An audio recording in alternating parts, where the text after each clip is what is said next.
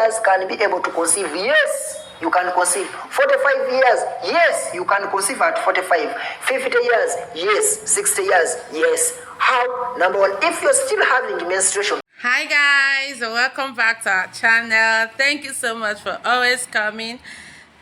Today we are going to talk about, we are going to listen, to a doctor talking about how women can conceive at 45, 50, 60. I want us to listen to this topic because I know what it means for you to look for a child. I've been there before. I felt the pains and the sweetness of it, and I know what it means for one to be childless. I am sorry to use that word, but that's or being infertile or hoping for you to carry your own child. It's very heartbreaking.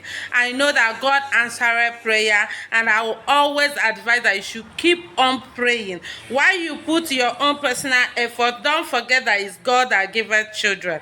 That is why I came across this video and I said, let me share with my family, because I know that one or two persons out there might be in need of this information.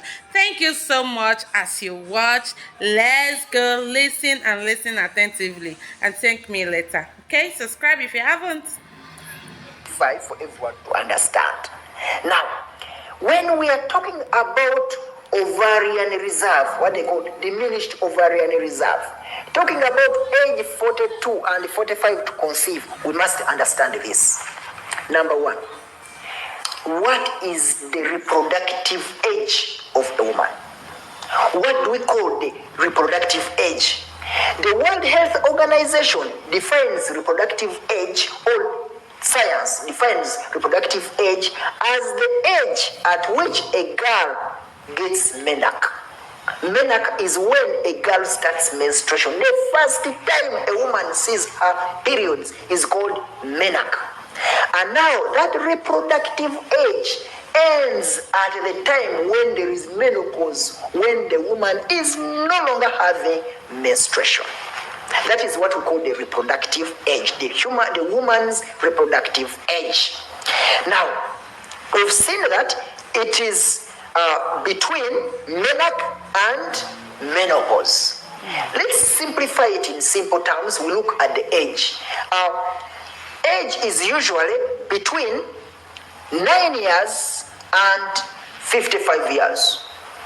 Because according to the WHO standard, they say that menopause begins from 45 to 55 years. Some women get their menopause at 45, but others in between, they're up the period of 55 years. So according to the WHO, the World Health Organization, by 55 years, every woman should have stopped menstruation. However, we've seen women that begin menopause early. We call it early menopause. You find a woman as early as 30, they are getting menopause. 32 years, they are getting menopause. And of course, there are reasons, there are many causes of that. But of course, the main cause, of menopause is the loss of ovarian function and decreased levels of estrogen. The moment there are low levels of estrogen, or what we call estradiol, if estrogen levels get down, if they decrease, you just know that someone is going to have menopause.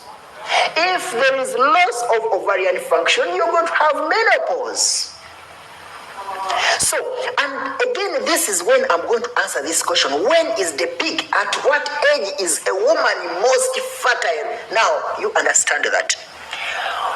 In the late teens, when a girl is around 18, 19, that late period, the late teens, a woman is very fertile. And that period is between the late teens and then the late 20s or the early 30s. So the most reproductive period becomes 19 to 29 years. That time, a woman is very fertile.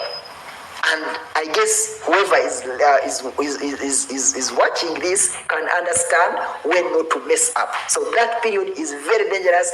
Most women will conceive. It is the most reproductive. That's the period a woman is more reproductive than any other time. So now I want you to be very attentive, colleagues.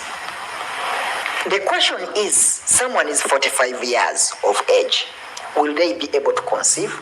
And another question is, if someone has a diminished ovarian reserve, are they able to conceive? So I want us to combine this. Combine this. Please, I want you to become here. I want you to understand this. Now, how does age affect the ovarian function? How does the age, someone's age, the age of a woman, how does the age affect the ovarian function? Because we've seen that the causes of menopause, the main reason as to why menopause happens is because there is loss of ovarian function. There is decrease in estrogen levels. So how does age cause this? Now, understand this. A girl is born with up to around 1.2 million eggs in the ovary. When a girl is born today, that girl, every baby girl is having between 1 and 2 million eggs in the ovary. Now, I want you to understand that these eggs will never increase in number, but instead they will decrease. Actually, the eggs will decrease by 10,000 eggs every month. In other words, before puberty, before a girl undergoes menstruation, the eggs will decrease by 10,000 every month. What do I mean? A child is born today. At 1 month, eggs which have been 2 million will decrease by 10,000. At 2 months, they will decrease by 2,000, like that, up to the age of puberty. And by puberty, this girl that had around 1 to 2 million is now having between 300 to 400,000. I don't know if you're getting me. You're seeing how age affects ovarian reserve or the ovarian function. Born with 1 million or 2 millions, by puberty, by the time a girl is menstruating, they are left with around 300,000 ova. And these ova are going to decrease by 1,000 every month. Every time you see your menstruation, every month, the number of eggs in your ovary are going to decrease by 1,000. We said before puberty, they are decreasing by 10,000. After puberty, they are decreasing by 1,000. Now, as the age goes up, the number of eggs lower down. We started with 2 millions. You may reach the age of 30 when you're about 4,000 eggs. The eggs are decreasing by the age. So as the age advances, number of eggs decrease, and the functionality or the functioning of this ovary and those ova also reduce. So there is diminishing functionality of the ova and the ovary. Actually, why is also the functionality diminishing? Why is the functionality also decreasing? It's because as you advance in age, you're prone to different diseases. Women tend to get fibroids. They tend to get endometriosis. And actually, when you get these diseases, when you get endometriosis, you tend to decrease the number of these eggs. You tend to decrease the functionality. I don't know if you guys are understanding me. There's been a lot of science there, but just know that as the age advances, you decrease the number of eggs. You decrease the number of eggs in your ovary. So someone who asked that at 45 years, can I conceive? I think you're now trying to get the answer, slowly by slowly. What is low ovarian reserve? Low ovarian reserve simply means that your ovarian potential has gone down in terms of the quantity and the quality. By low ovarian reserve, we mean that the number of eggs in your ovaries has gone down, plus also the functionality, the vigor, the health of your eggs has also diminished. And that is what we shall call the low ovarian reserve or diminished ovarian reserve. How will you know that you have diminished ovarian reserve? Because someone may be there, they are not able to conceive, and they don't know that they have diminished ovarian reserve. Actually, most of these people, they are symptomatic. They may not know that they have diminished ovarian reserves. But one of the signs that will try to trigger your mind that probably my ovarian reserve is going down is the shortening of your menstrual cycle. Someone had their periods, the length of their menstrual cycle was 28 days. And as time goes by, they find that they are having 25. After more 2 years, they're having 20. The length of their menstrual cycle is going down. It should click into your mind that probably you have low ovarian reserve. Now that will call for investigations, which we are going to see. But what can cause? Because yes, I want to bring you back. We saw that what is leading to menopause is low levels of progesterone, and also we have the ovarian reserve has gone down. Now, what is causing the low ovarian reserve, the diminished ovarian reserve? One of them is smoking. I don't know. Women love smoking, and these days you guys love shisha. Shisha is smoking. And I want you to understand that smoking is one of the habits, is one of the causative agents of diminished ovarian reserve. That nicotine, the nicotine that is found in smokes, in tar, that nicotine can cause diminished ovarian reserve. Also, when you look at there are some women that have genetic abnormalities, the genetic disorders. Genetic doctors to also try and find out how you can get some treatment.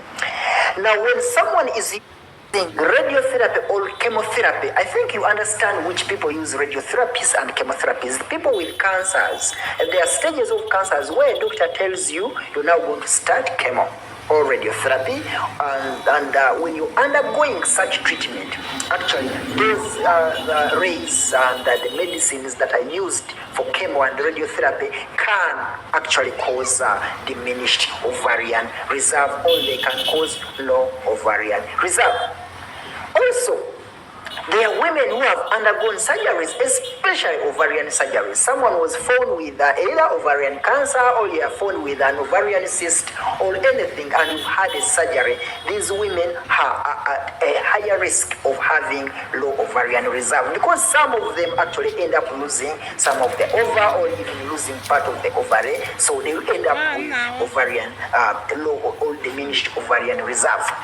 Then women who have endometriosis, some diseases like endometriosis will actually, I think in one of my videos I talked about endometriosis and looked at its effects. If you want to understand what endometriosis and how it can cause infertility, you got one of my videos. I talked about endometriosis. Now, if someone has endometriosis, this endometriosis can lead to a low or diminished ovarian reserve. Now, which investigations can be done? Because we've understood that it may be asymptomatic. You may not know that you have low ovarian reserve or diminished ovarian reserve.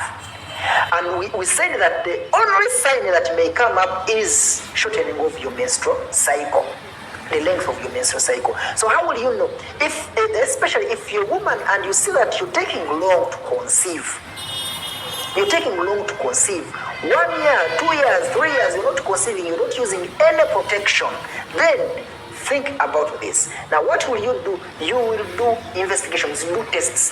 The first test I want you to understand is the intravaginal ultrasound scan. What will this intravaginal ultrasound scan do? Actually, when we are using this intravaginal ultrasound scan, it can be able to manually count, physically count the number of eggs in your ovary. They can count the number of eggs in your ovary, and with that you will understand that the number of eggs in my ovary are reduced or they are normal. You can also do a fertility hormonal assay. Fertility hormonal assay, I've always talked about this test, the fertility hormonal assay. There are a lot of hormones that aid a woman to conceive, that aid a woman to get pregnant, that aid a woman during delivery, that aid a woman to get breast milk and so on. There are a lot of hormones there. But when you want to test to find out whether you have low or normal ovarian function, you can do FSH, follicle stimulating hormone, the estradiol, and AMH. AMH is anti-mullane hormone. Now, if you do a test, if you do a lab test, because you take off your blood and look at the levels of the follicle stimulating hormone, if the levels of FSH, the follicle stimulating hormones, if the levels are down, just know that the ovary is not functioning well. If the FSH, the follicle stimulating hormone levels are down, just know that the ovary is not functioning well, and that should indicate diminished ovarian reserve. Also, plus this, the AMH, anti-mullane hormone. You found that there is diminished or low levels of FSH. You found that there is increased and there is reduced AMH, anti-mullane hormone. It will also indicate low ovarian reserve. Actually, if you find normal or increased anti-mullane hormone, AMH, you know that there is normal functioning of the ovary. The ovarian reserve is okay. But if it is reduced AMH, just know that there is low ovarian reserve. Now, what about the estradiol? Because with testing the ovarian reserve functions, we look at three hormones: the AMH, we look at the FSH, and then the estradiol. So now, if you find that the levels of estrogen are increased, estrogen levels are increased, just know that there is poor ovarian reserve, because high levels of estrogen will decrease the follicle stimulating hormone and also will decrease the ovarian reserve. Now that you've already identified that you have low ovarian reserve, or what we call diminished ovarian reserves, how are we going to treat this? Now, I want you to be very attentive, colleagues. I want you to be very attentive here. We are going to look at a woman who has diminished ovarian function or ovarian reserve. We are also looking at a woman who is 45 years and above, or who is no longer having their menstruation, or whose menstruation is becoming irregular, whose menstruation is becoming a problem. Someone had 35 days, 30 days, and right now they're having 15 days. So we are combining this. What are we going to do? Number one, which is the most important, and this is what I want you to understand, and this is what I usually do to these people. Number one is ovarian hyper-ovulation or ovarian super-ovulation. Most people call it ovulation induction. We are going to induce ovulation by giving you medicines. And the medicines which we are going to give you are going to help us, number one, cause stimulation of your ova, of your eggs. They are going to cause stimulation of your eggs so that the eggs can be ready to be fertilized. Now, these medicines include the Menopa. This is an injection, a very wonderful injection. We have injections like Metrodin, Pagonal, Riplonex. All these injections can be given to cause ovarian superovulation. Also, we can use a hormone called human chorionic gonadotropin. What hormone is this? Actually, I think most of you, when you get pregnant, you can when you go for a test, a pregnancy test, you buy that strip. It's called HSG strip, human chorionic gonadotropin hormone. It's a hormone. So that hormone can be detected in urine. It is found actually in the blood. That is its first site. It is found in the blood, but can also be detected in urine at the period of 10 to 14 days after conception or after fertilization. Now, that hormone can be used because we know that HSG, I am meaning that hormone, the human chorionic gonadotropin, is responsible for the final maturation, of the ovum. The final maturation of the ovum is contributed by the HSG hormone, and therefore, if this woman is having diminished ovarian function, diminished ovarian reserve, we can give those injections, and they include the prophylaxis and ovidrel of this world. So those hormones can be used to cause ovarian superovulation, and once ovarian superovulation is done, of course, timing can be made for someone to conceive. If that method is not possible, for you, then you are going to use a donor egg during IVF. If ovarian superovulation is not possible, or maybe it has been done several times and you're not able to conceive, or if it's not possible wherever you are, then you're going to go for an IVF. You need a donor egg. But also, they say prevention is better than cure. Now, I'm talking to women who are still in their 30s. You stopped conception, you're still in your 30s. You're advised to keep your egg.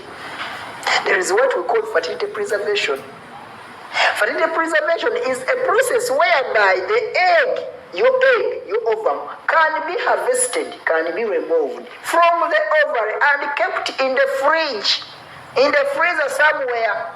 It can be kept in the laboratory.